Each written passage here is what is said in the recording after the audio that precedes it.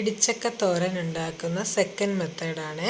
ചക്ക നന്നാക്കിയതിന് ശേഷം ഇതുപോലെ റൗണ്ടായിട്ട് പീസുകളായിട്ട് ഇങ്ങനെ അരിഞ്ഞെടുക്കുക. അരിഞ്ഞതിന് ശേഷം ഒരു കുക്കറിൽ ആവശ്യത്തിന് വെള്ളവും ഉപ്പും ചേർത്തിട്ട് ഒരു 3 വിസിലാവുന്നത് വേവിച്ചെടുക്കുക. അപ്പോൾ ഇതാ ഈ വീഡിയോയിൽ കാണുന്നത് പോലെ ഇങ്ങനെ സോഫ്റ്റായിട്ട് വെന്ത് വന്നിട്ടുണ്ടാകും. നമ്മൾ ഈ വെളുത്തുള്ളി പച്ചമുളകൊക്കെ ചതക്കല്ലില്ലേ, അതെടുത്തിട്ട് ഇതുപോലെ ഇങ്ങനെ ചതച്ച് കൊടുത്താൽ മാത്രം മതി കേട്ടോ.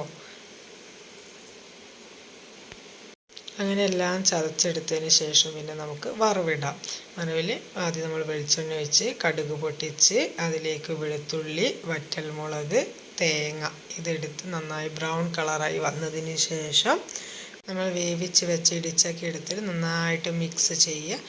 എന്നിട്ട് സെർവ് ചെയ്യുക.